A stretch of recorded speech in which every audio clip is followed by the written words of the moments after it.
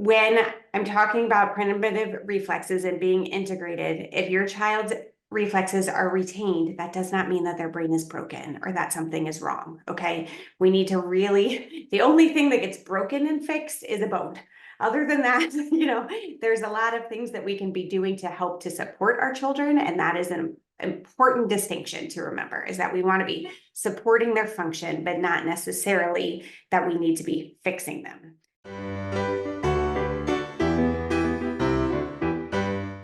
Good afternoon, everyone. This is Gretchen Rowe for the Demme Learning Show, and I am so excited to welcome my sweet friend Sarah Collins today to have a conversation about primitive reflexes.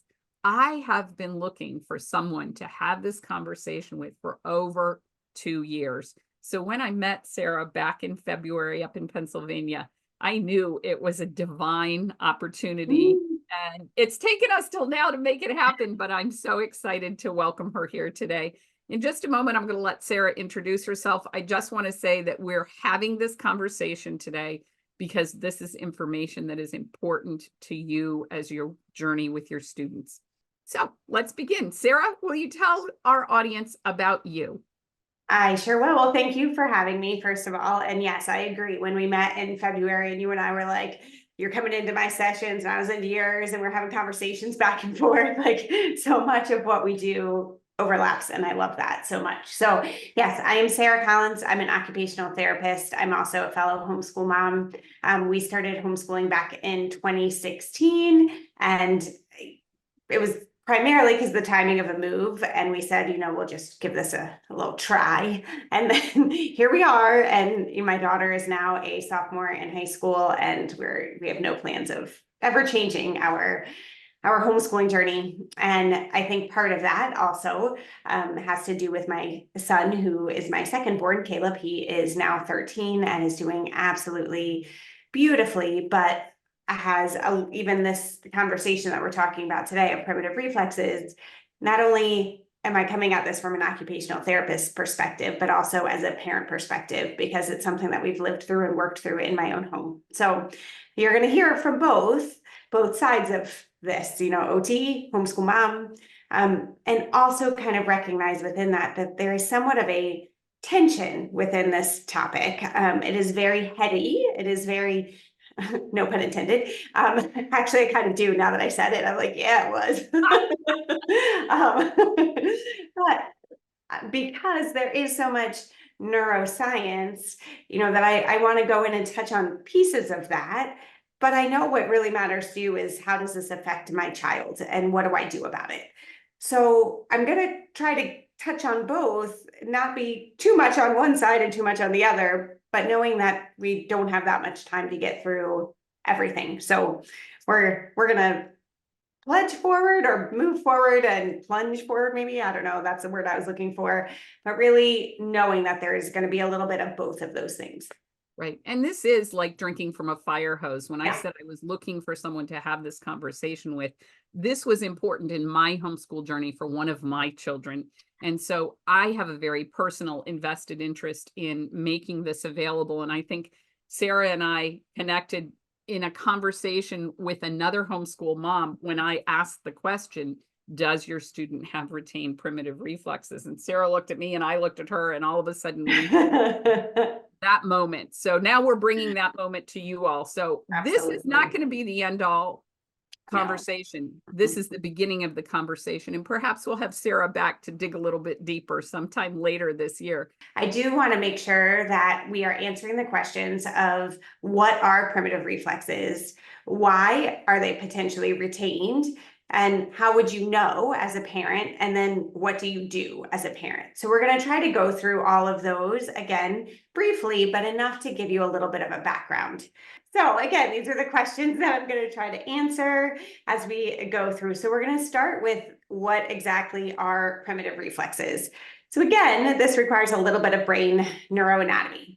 So we just want to say primitive means they start in the womb or they start in your utero. So this is before kids are even born that they have these reflexes present. And the reflex is that a sensory stimuli comes in. So we're getting that through our eyes, through our ears, through our mouth, through our muscles in our body, through movement, whatever, which leads to then an automatic motor response. So when we put them together, the function and why they're there is actually to help with the birthing process somewhat. So things like the ATNR reflex, which we'll talk more about that, about each one as we go on. But the ATNR reflex, which is if you turn your head, one arm flies out, but that's actually designed to literally help with the birthing process. So when you're coming out of a birth canal, right, your head has to turn, your shoulder has to go down and out to allow that to happen. So that's why this reflex begins in utero and happens then. Then they are for survival. So at the beginning, there's a rooting reflex, which is when you're running your finger up the side of a mouth or anything touching, that a child would automatically want to start sucking. This is for survival, to begin breastfeeding or bottle feeding at all. And sweetly, there's another one that is the Palmer reflex. So when you put your hand on or anything in the middle of a person's palm, a baby, where they will close in. And I was actually, for the Homeschool OT book club, we're reading Hold On to Your Child by Gordon Neufeld. And he talks about that in forms of attachment in his book. And I was like, yes, yay, I'm glad you're talking about that. These also lead then to further development. So things, again, if we go back to this ATNR, when your head is turned and your arm flies out, then you begin to start to see your hand and you're like, oh, that's exciting. There's something in a hand, right? And so that begins the eye-hand coordination. So all of these start and then they have a purpose in their starting and a purpose as they're, progressing forward. And, every mother who's had an infant has experienced Yes. that joy when that baby grasps your Yeah, finger, right. when that baby turns its head toward you to nurse, but the challenge arises, and that's what you're going to talk about. So let's figure Yes. it out together. Right. So all of these are located here in the brainstem. So this is a nice picture from the Vision Help blog. I like it because it shows you the brain itself, but it also kind of talks about why and where things are. So when we're talking about a sensory input, right? So that's something that you're taking in through anything. And in general, the motor input, right? It's sending messages up your spinal cord. So from the inside up here, and it's going up and then within the brainstem. And you can see how close that is to areas like the cerebellum, the amygdala, which is really important. Well, they're all really important. and then, your frontal lobe. So there's something called a reflexive arc, which we have forever. And what that is when a sensory input comes in that is painful, dangerous, anything, without having to think through our cortex, we just have an automatic response. Things like if you put your hand on a burning oven or a burning stovetop, you just pull it away. It's not because your brain is like, oh, that might be hot. Let's think about that for a second and decide what to do. No, it bypasses the brain. It's reflexive, straight in and out of the spinal cord on both sides, the input, the output, done. Where these reflexes are, these primitive ones, are in the brainstem. So it's before we have this cortical involvement of, let me think about what is actually happening here. Later on, as time goes on and the reflexes get integrated, we can have that same sensory stimuli, something like a loud noise or something, and we would process and think through and say, is that dangerous? Is it not? Then our frontal lobe would tell our amygdala to chill out. We don't need to have like really fast heart or anything like that. It's just a loud noise, and we calm right back down. So when this is happening in the brainstem versus giving us a chance to actually think, and we're getting these automatic responses, that's how it impacts function. Okay, so this is the list of primitive reflexes here. Now, I printed this and put it on here. This is actually from occupationaltherapy.com. It's a published article by Samantha Heidenreich. Maybe Heidenreich, I don't know. Samantha, I'm sorry if you hear this and I butchered your name. That's what I think it is. Anyway, so the reason that I wanted to pull these up here is for a few things that I want you to notice. One is that a lot of these are stimulated, like we talked about before, through the birthing process. I want you also to notice that there is a range and when they theoretically should be integrated, right? So most are before 1 year, with the exception of the tonic labyrinth, which is up to 3.5 years, though can be earlier on. So should theoretically be happening developmentally before a child turns 1. Okay, so as we're thinking about these moving forward, we want to recognize that yes, there is a range, but it is still pretty early on.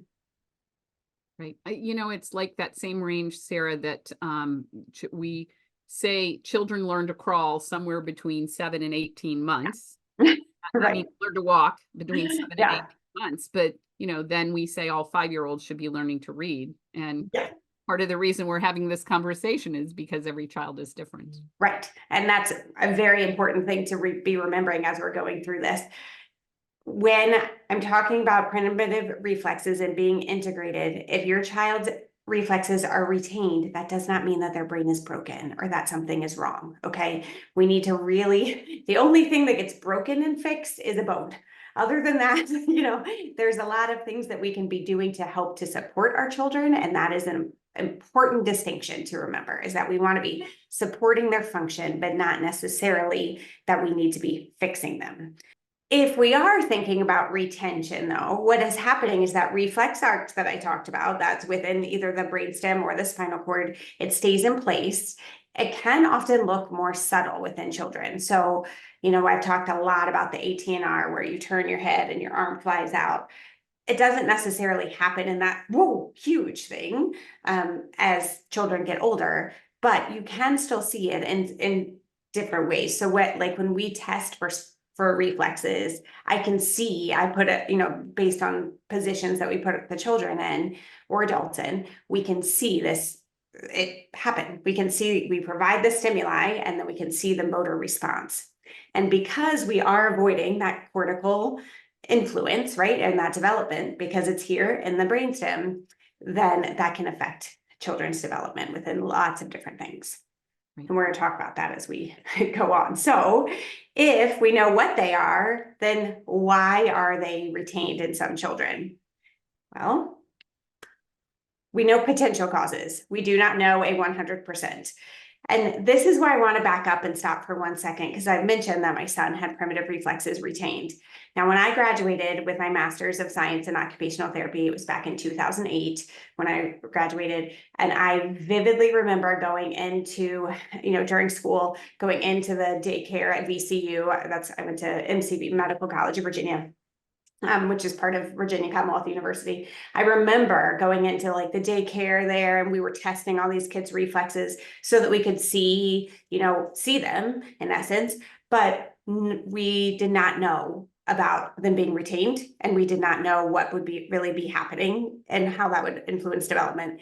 And that was in 2008. So this research has been coming along since then, most in the past decade. And when I'm posting up or showing you some of these articles and things later on, you'll notice like 2021, 2022, 2020, like so much is happening now. And what we do not know is the exact reason why. So here are some potential causes. One is birth trauma, but not just meaning trauma like it's traumatic to mom and baby, but also things that could be different throughout a birthing process. So cesarean sections fall into this, because if you remember that a lot of the reason why babies or why these reflexes are activated, some happen because of the birthing process. So if we change that, then that can be one of the reasons that these could potentially be retained. So this is a risk factor. It doesn't mean if you have a C-section, your kid's reflexes are going to be retained. It means it is a risk factor. And I think, Sarah, it's also important for the moms who are listening to this to recognize this, we're not trying to assign blame or consequence here. We just want you to be aware that this is how you get here. So. Yes, absolutely. Container kids is another one. Okay, so container kids. Sarah explained this one to me last She's like, week. what? I didn't even know what this was, but I think it's really interesting. So many of the integration happens because of movement, specifically head movement, right? So if we know that's, you're turning your head and something happens, we also know that if you're turning your head the other way, or, you're moving up and down, then our body starts to realize, wait, I don't need to fly out here. I'm actually wanting to crawl right now, right? Or I want to hold this ball in my hand, but I don't want to squeeze all the way in, right? So we have to have experience to be able to integrate the reflexes. So many of us, especially as, kid 2 and 3 and 4 come along, right? We're following along. This is totally me, right? My youngest, or my oldest, was 3, and she was going to like kids first swim school and whatever. And I had my son in like that carrier that it's your car seat, and then you put him in your arm and you carry it along, and then you prop him down there. And when they are contained quite frequently without the freedom of movement, it can cause the not to have enough experience to be able to integrate the reflexes. We have seen an uptick since 2020, and part of that likely being because people were afraid of germs. And so we're not moving around nearly as much, or allowing our kids the freedom of movement in other places to experience different sensations in their hands and their feet and their movement. So, and again, we are not forcing blame. We are saying these are some potential causes. Another is ear infections, and this is another one where my son fell right into it. And so many of these require head movement, and when our kids have several ear infections, they don't tend to move their heads as much because it can cause pain. So that can cause a retention. A lack of crawling. Now, Caleb, we called it the janky leg. He crawled with one leg back, right, all the time, and then he rolled and scooted on his butt. So this lack of crawling was likely because of his ear infections. And also now we know a lot of things are going on with his vision that we didn't know at that time, because he was little, right? But because of that and his weird crawling, his head wasn't moving in the same way that it would be, and as with a typical quadruped position. Another risk factor, not saying yes, one to the other, but another risk factor. Injury. So there's more research coming out now about not just the retention of reflexes, but the return of reflexes, specifically with concussion, and actually some new research coming out with Parkinson's and even dementia, where we are returning to that more primitive brain. And then exposure to toxins. So that one has not been as clear, like what exactly is a toxin, but that research is still forthcoming. So again, as we're talking about all of these, that we're kind of living in this tension of like the right now and the not yet. We do know a lot, but we don't know it all. And so as I'm explaining to you as parents, we want you to be familiar and to know some of the risk factors and to kind of know what the thought process can be. Not that you need to know it all, because there's not a person out there who knows it all. All right, so why are they retained? Well, okay, we have some options, but how do you know? You might know the risk factors, so then we should look for it, but how exactly do you know for sure? Well, we want to look at function, right? Because when we're thinking of this input, the sensory input, and then the motor output, we also want to know, okay, is this really affecting my child and what they need and want to do? And this is where the majority of your questions were coming that you submitted to Gretchen. In fact, I went back and I was like, okay, I need to add in some things here because this is what people actually care about. Because we all want our children to be successful in what they need and want to do during the day. That's what it comes down to, and how do we define success? By their participation in what they specifically need and want to do, not society's success, but your children's. So let's kind of think through.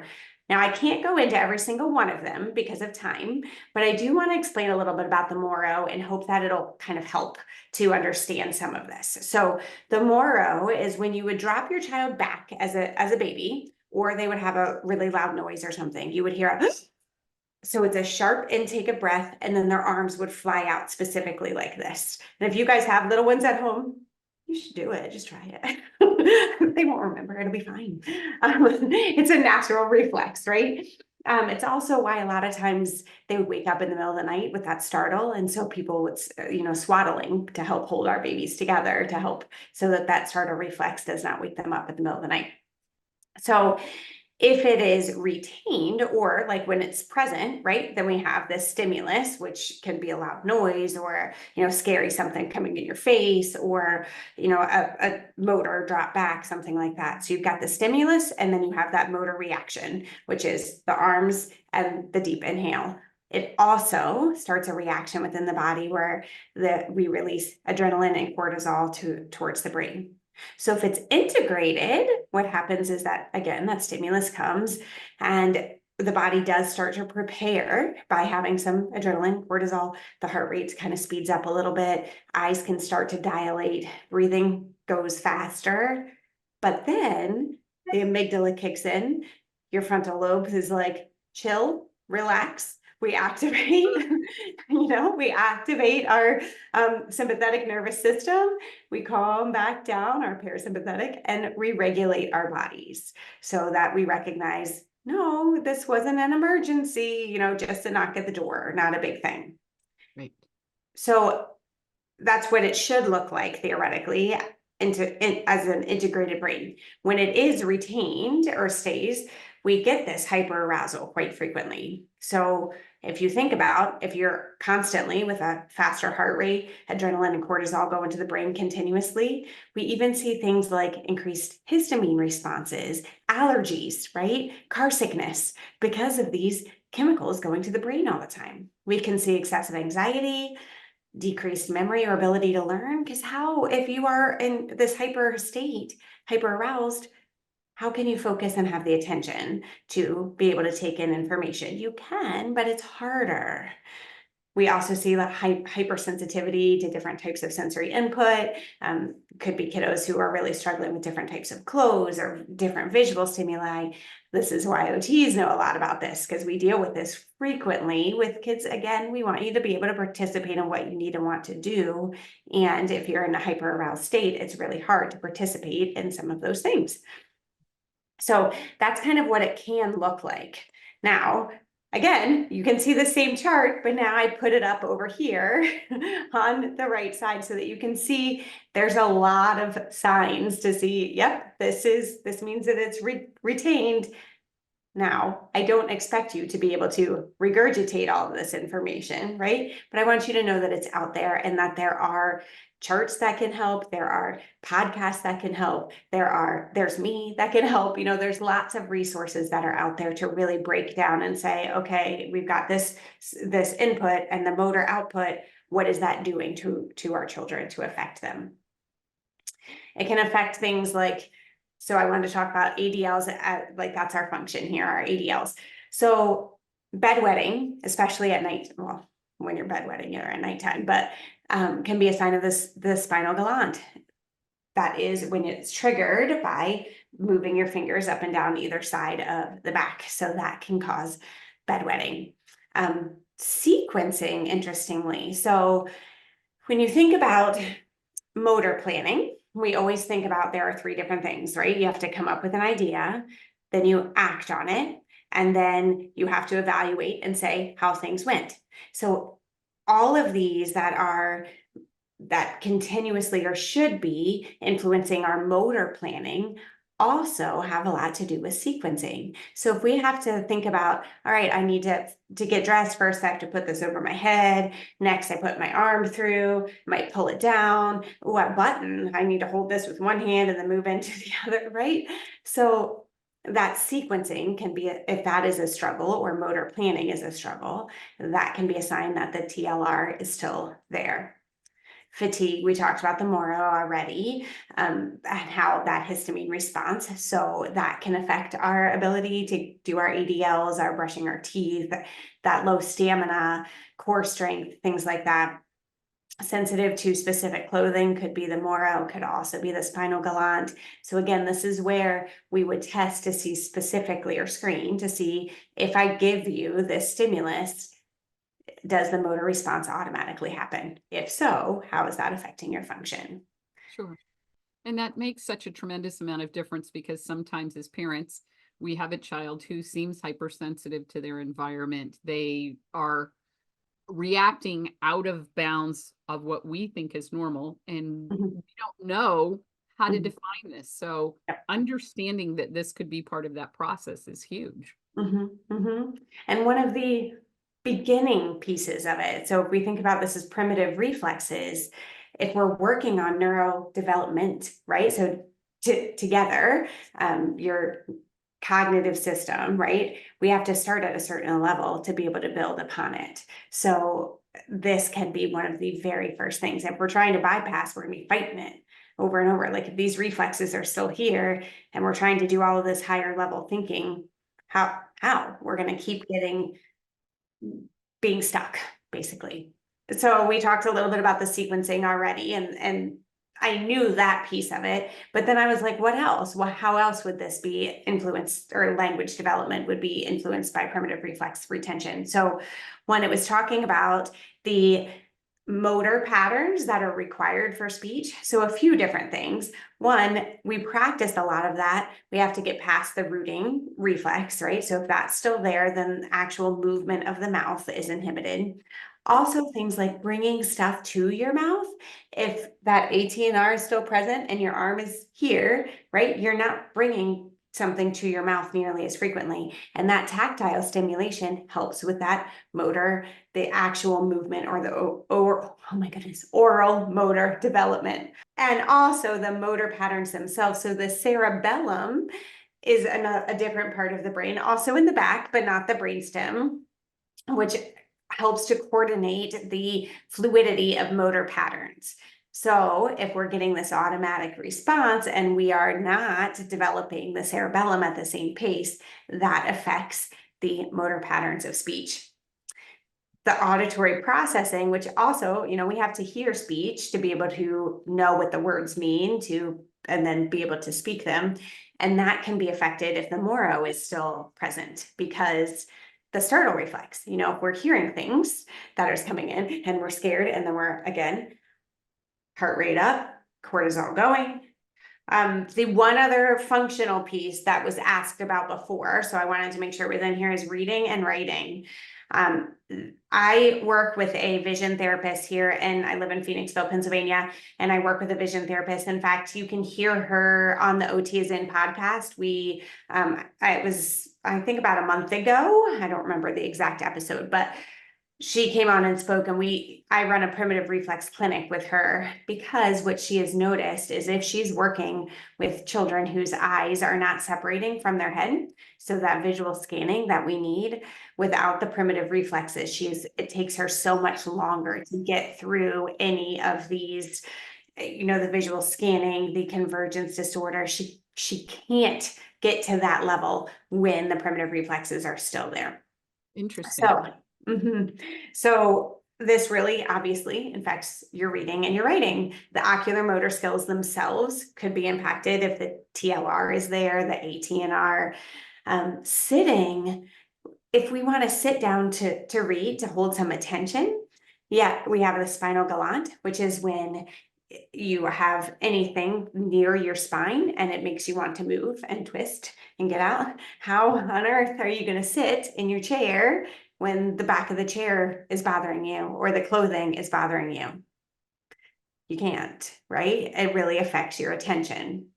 And again, that goes along with the Moro reflex as well. If you're in a hyper aroused state, it is very difficult to ignore other distractions or things happening around you. That also affects your ability to learn, affects reading, affects writing, your handwriting, the ATNR. So anytime that you're moving your head from side to side, that would matter with your ATNR reflex. And if you're trying to copy something and you're looking, even copy work here. So you can say from the board to your paper, which is one thing, but with my son, what we were noticing is I had to have things in front of him because he couldn't look so far side to side, or his ATNR would be activated. But the STNR, so if I've got something here written in front and then you're having to look down at your paper to copy, that could be activating the STNR reflex, which would make that very difficult for our children. And the other thing that I didn't put on here that has to do with handwriting is that palmar reflex. So that is, we talked about, like, you have something in your hand and then you grasp right like this, right?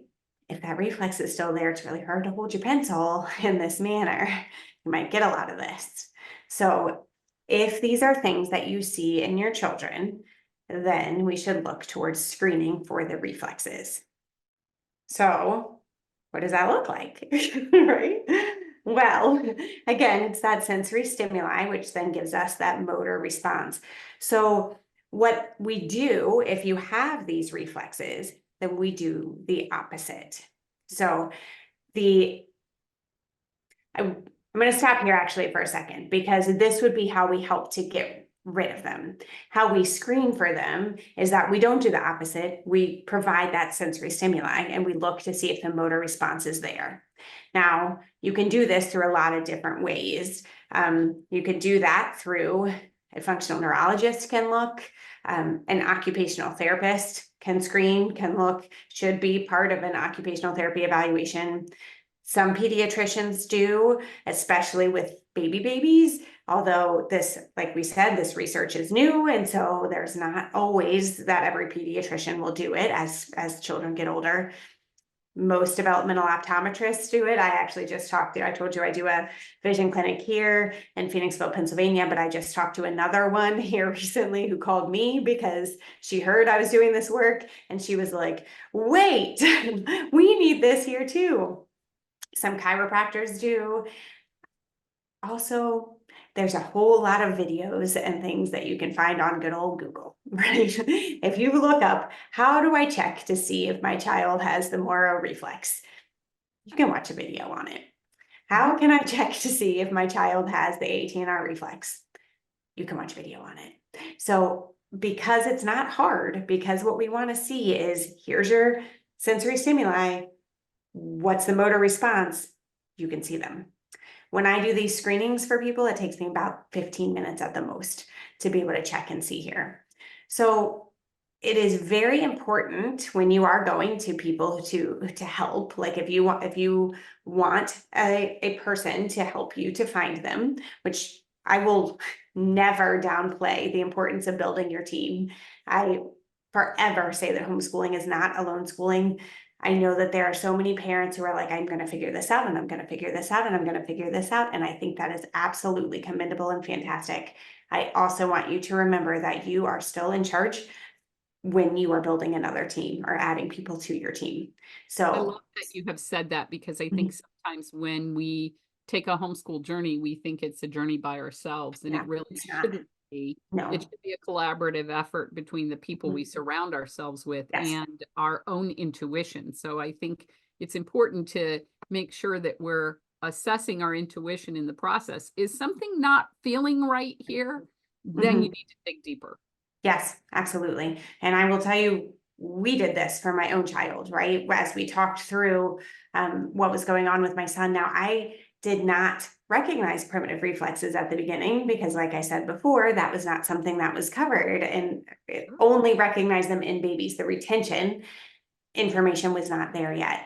And so as time went on and we were seeing a lot of these reading struggles and we were seeing writing struggles and we were seeing for this kiddo, he was forever in a seeking mode. So he wasn't in a hyperarousal, he was in a seeking. He continuously needed more and more sensory stimuli, and then would get into the hyperarousal. So we were working, I could figure that out. Like, I'm like, all right, cool. I need to give you some more proprioception. You're doing that on your own. We had mattresses laid out on he's diving on things all day.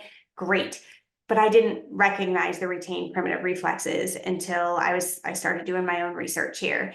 And then when I met with this vision therapist and we started working together and collaborating at that point. So it is really important to know you can build your team, and if it's something that you want to handle on your own, go for it.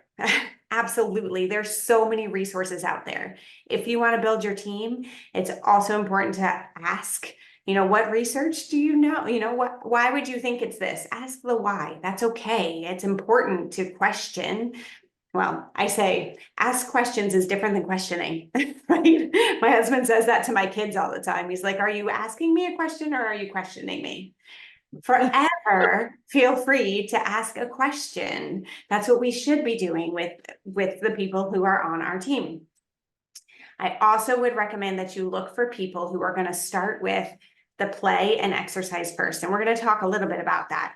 But there's a lot of things, other strategies that are out there. There's different lasers, there's different, it's called cold laser or lead magnets that people are doing to help with this integration. And fantastic.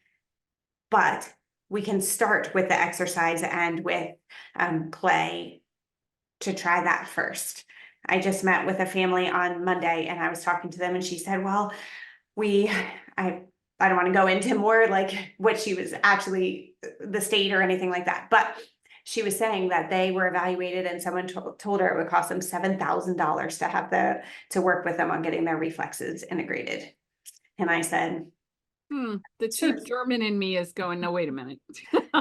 No, that's, I hope there was a whole lot more to that conversation, but what she got out of it was $7,000 to have primitive reflexes integrated. And we want to start, I am not saying that some kids will not need more assistance, but we want to start with exercise and with play. And again, so what that movement is instead of doing well, we're going to have the same sensory stimuli, but then we're going to practice another movement.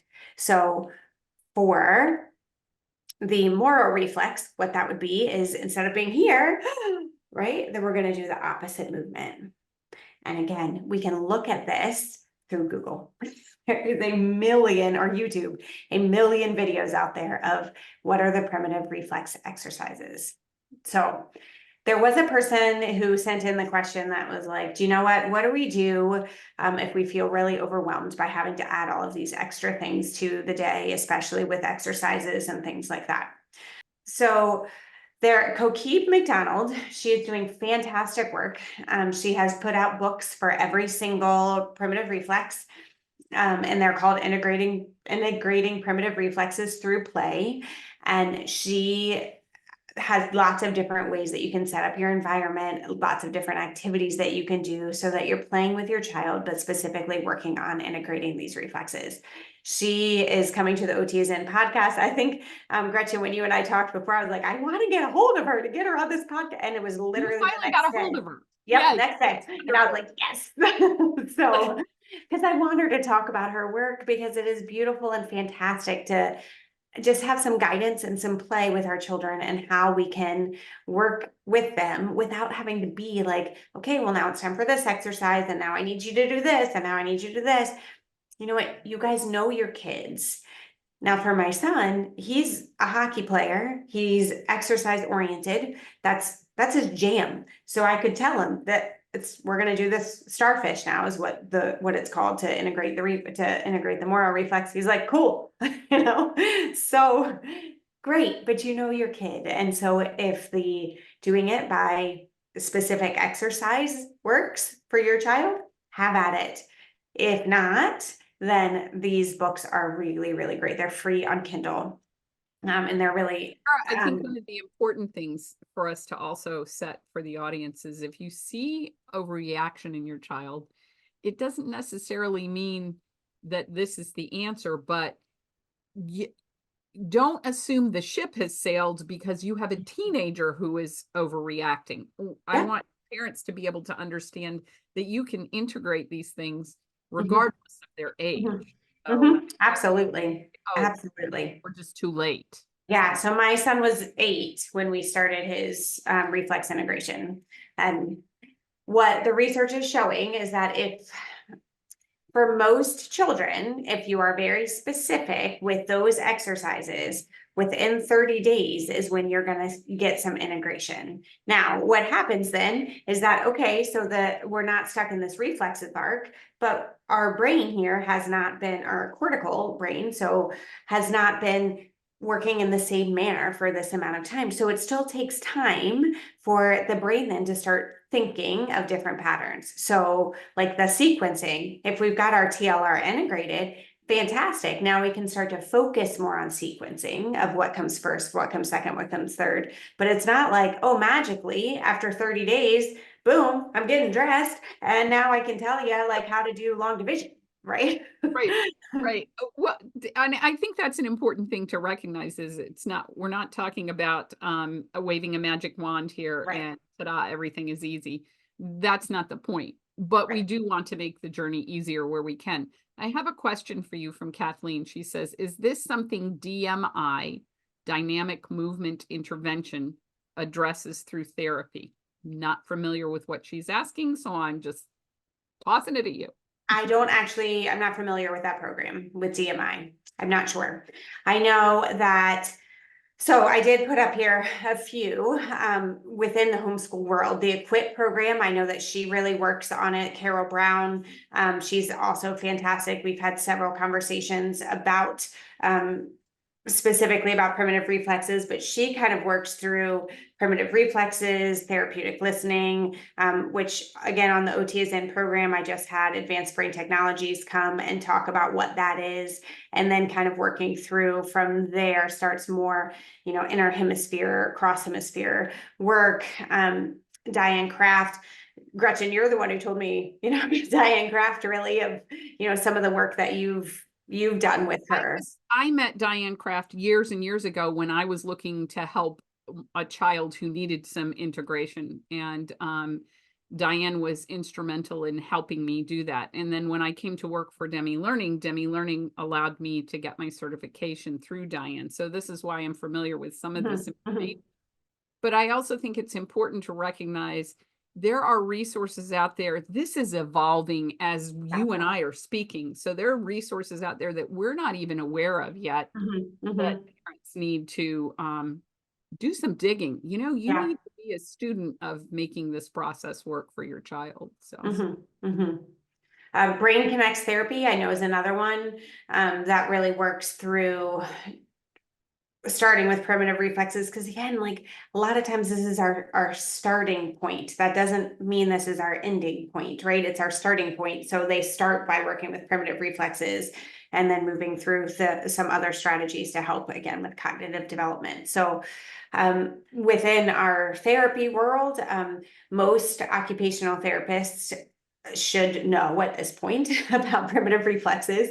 I can't say every single one, but most should. And there's continuing education out like all the time. In fact, I'm actually taking another course on primitive reflexes on Friday from Sensational Brain. So just because the research is evolving, like we've been speaking. So I want to make sure that I'm up and that I'm understanding everything.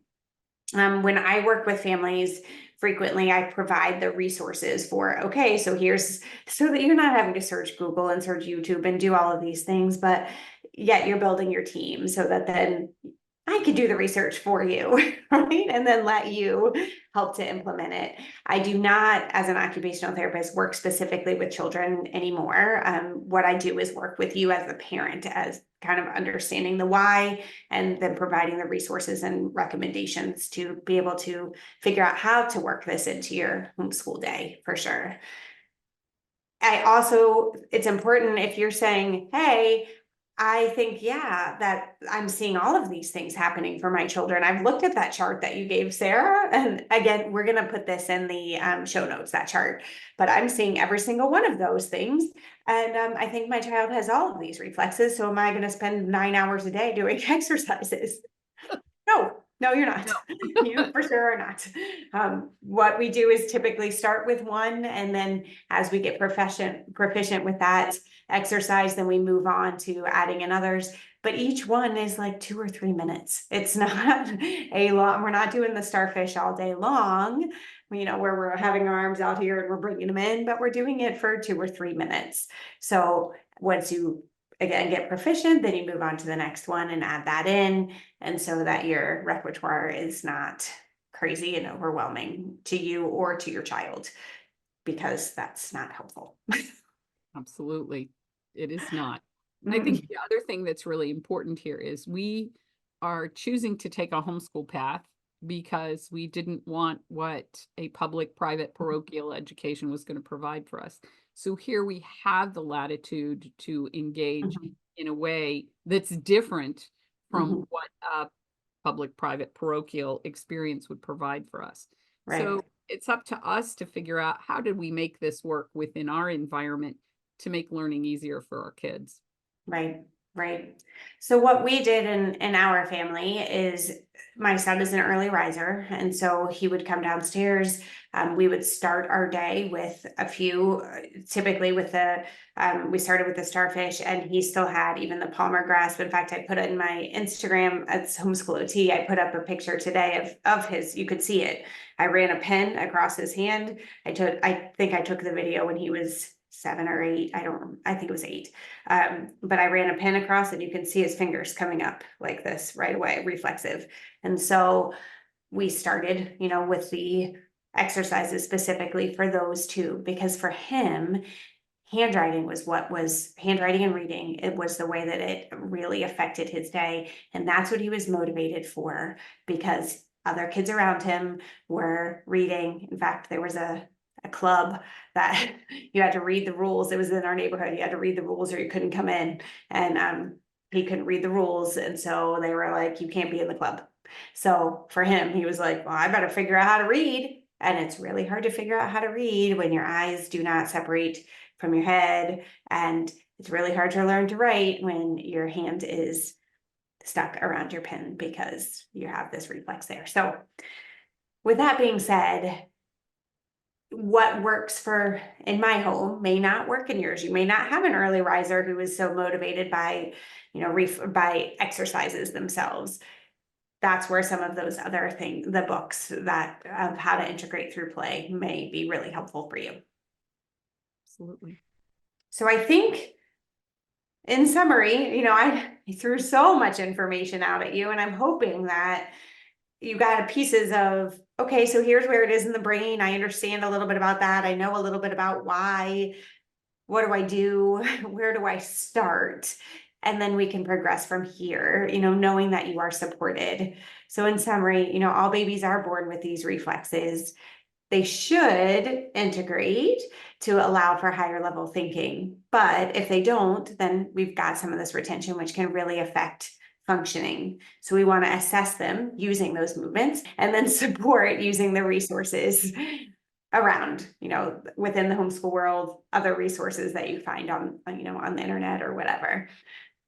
And we're here for you, I right? think it is important to say that Sarah is a resource in this process because, she's given you these resources here. This will also be included in the show notes, but this doesn't mean this is a journey you have to take all by yourself.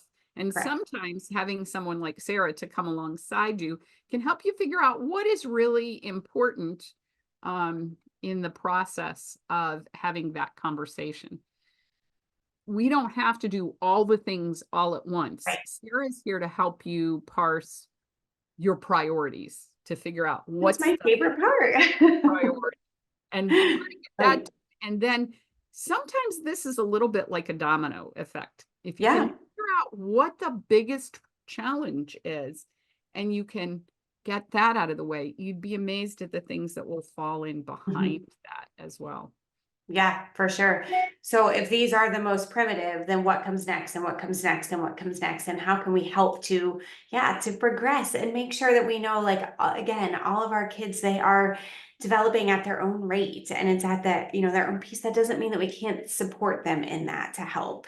In fact, we can, and that's part of what we should be doing as parents is really coming alongside of our children to help support them to, do what they need and want to do during the day. Absolutely. I love that because to support them to do what they need and want to do today. And sometimes I have parents who will say to me, "Oh, well, this is my son Owen. I'm going to use my own son as an example. This is my son Owen and he's just lazy." And I want you to know as parents, there is no such thing as a Right. lazy child. There Mhm. is some sort of impediment to their learning, and it's up to you to be the detective to figure out what that is. I love that, detective. That's, I say frequently, like we want to be students of our children. And we need to start that by observation. And even doing some of these screenings or finding, checking to see if primitive reflexes are there, that is being a student of your child. That's really coming alongside of them, looking at what it is that can be that hindrance, right? So that they can do what they need and want. That observation piece is so important. I know that now my child who led me down this path is 25 years old. So I started this journey a long time ago, but at Right. the age of 5, after 3 years of preschool, he couldn't recognize but about 4 letters of the alphabet. His kindergarten teacher said, well, he's quite a different learner. And when I started looking at his um, production in his Yeah. kindergarten class, I'm like, oh, no, he's not a different learner. He has a learning disability, and we need to figure this out. And so Right, right, that started my journey, and that was 20 years ago. So I can tell you there's value in doing this. When he was right. diagnosed with dyslexia at the age of 8, we were told he wasn't college material. He is holds a degree in computer science, and he's a systems analyst now. Mm. I think you don't have to receive every diagnosis that you're given. I think it's important Girl. to recognize that you have an enormous amount of control Yep. in helping your child be successful. And that's what that function piece comes back to. I love that so much, that really thinking about what do you need and want to do now? And we want to support you with that. And also, what do you need and want to do long term? We're going to continue to support you. And somebody else telling you that you're not going to or that you can't. Yeah, Yeah, no. we don't need that. Right? So, Yeah, so right. tell us a little bit about the OT is in community, because I think that's an important resource for parents going forward. If they have seen something in our conversation today and they're sitting there going, great, now what do I do? Tell Right, us how right. the OT is in community can help support them. Oh, I would love to. That's my favorite. So there's a lot of things that I do as part of homeschool OT, but the OT is in community is actually my favorite. Well, I don't know. I also love the podcast, but the OT is in community. What that is there are people who are in there from all over the world. Really, we've got somebody from the Bahamas, from the UK, like, and then lots of different places around the United States. And so all of my resources, including this will be in there too, but all of the resources that I make and create are in there in a free resource library. There every single week is an open question and answer for 30 minutes where people just come in and talk. But do you know what? I love that I host it and I'm there to answer questions, absolutely. But I've also watched parents relate to each other and be like, this is what worked for us. And here's something interesting for, that didn't work for us, or what about this program? And wow, that is, it just makes me so happy to see others on this journey. Because again, homeschooling is not alone schooling, right? So to have other parents coming along and just really provide that community. Then there's also a book club that we do once a month. It's all optional, that it's not, wow, if you don't show up to book club, you better get out. But that is that is an option. We are reading right now, Hold On to Your Children, which wow, if you have not read that book, I highly It's recommend. an amazing book. Yeah, yeah. Yeah, I could run down that rabbit trail, but we have a couple of different comments here. Emily Carr says that Maria says you're the best. That's funny. I just saw it came up that my friend Maria just texted me. It was like, hey, my friend Emily is on. She's watching you. So hi, Maria. Hi, Emily. And thank you. And here's another question. I think this is a good question for you. It says, what do you do when you have successfully integrated and now the child is opposite? She needs to be in the middle, not opposite. For example, she wouldn't even notice when she hit her head, but now she's extremely sensitive, read oversensitive when she hits her head. So the pendulum has swung far the other direction. Okay, so Right? interesting. So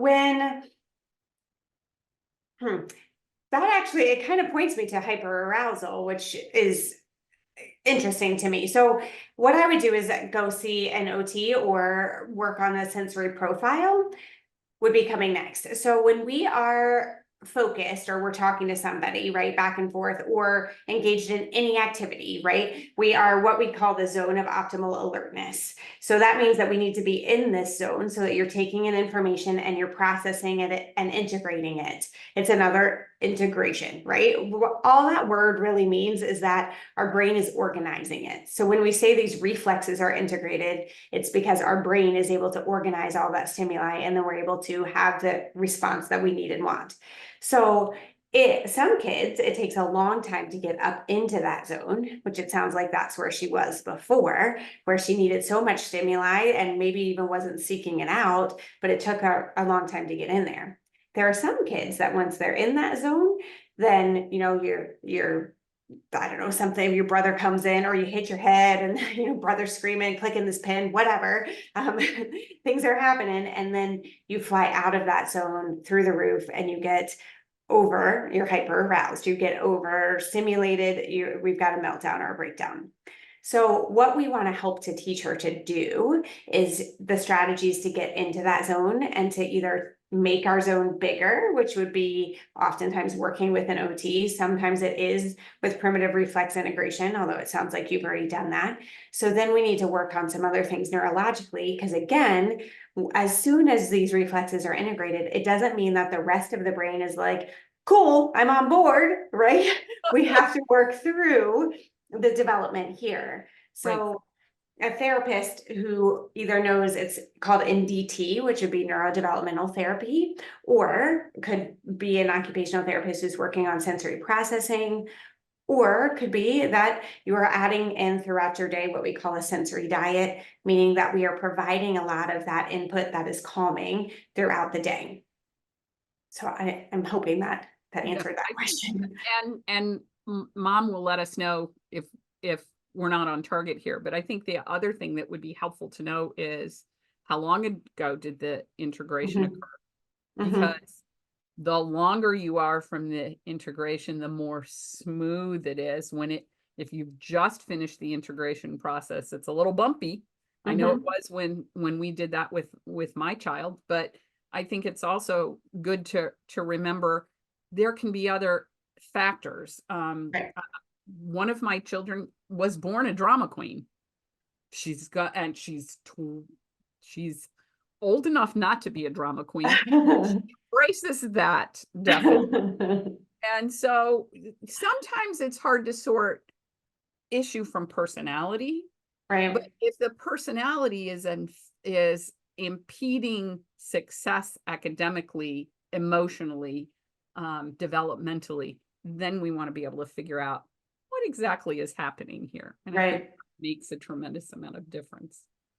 Sarah, this has been just an amazing experience. I really appreciate you. Absolutely. I love doing this stuff. It makes me very happy. Absolutely fantastic. I think you guys can see the benefit of spending some time with Sarah. I want to offer one tiny piece of promotion as we conclude here. As Sarah has a podcast called The OT Is In. And I have to tell you all, I get to spend some time with Sarah every week listening to this podcast. And I do a lot of podcast listening, a lot of book reading, a lot of things to put these webinars together. And Sarah's podcast is fantastic. If you have a child that you think learns differently, I want to encourage you to go find her podcast and spend a little time there, because I think you'll find it to be very virtuous. I'll put it that way. Thank you. Thank you. It is a joy and a pleasure for sure. I'm really enjoying interviewing the people that I have coming on, and even I did my son's story the other day. He let us pieces of it share more about that. So that's on there. I mentioned already I'm interviewing Kokib here in a couple of weeks, which will give more information on primitive reflexes there too. But it is, I love it. I want you all to know today, I know we hosed you all down. This was like drinking from a fire hose. So I want you to know that we are going to be able to share a lot of these resources in the show notes. They'll be there and available for you. So don't panic that you missed something. One question, Sarah, what is the last book we mentioned? And that is Hold On to Your Children. And that is by Gordon Neufeld. And I realized I'm waiting for the book to come from Amazon. And he also has a byword by a physician that is a trauma-informed physician. His name is Dr. Gabor Mate. Yes. And his information is amazing, absolutely amazing. So Yeah, another the resource. board has like quite a few since that time that he's worked through and or written, and yeah, absolutely fantastic. Well, I have all of his books here in my office because Ooh. I am a big fan. So we'll just call it at that. Sarah, thank you so much for your time today. This was just fantastic. And those of you who have enjoyed this, if there's other things that you think you would like to have Sarah talk about, because she has 3 areas of specialty, and I dragged her into this one. This is not her area of specialty. So you can see how special she really is. Sarah, tell us what your particular emphasis is. I love, I mean, obviously homeschool OT, so I'm working primarily with homeschool families, but I absolutely love sensory processing, which is where this does play in, but sensory processing and integration, talking executive functioning and handwriting. And there are classes on on my website for each of those. And that's what the podcast is really focusing on too, is those areas. And yeah, I love it. I hope Sarah, you give hear us my the passion. website one more time. Homeschoolot.com. Absolutely. Super All right. easy. Thank you. This is Gretchen Rowe for the Demme Learning Show. Thank you all so much for joining us today. You can access the show notes or watch a recording at demmelearning.com/show or on our YouTube channel. Be sure to rate, review, or follow wherever you may see this, and tell your friends. We'd love to help more families in their journey. Take care, everyone. Have a wonderful afternoon. Thank you.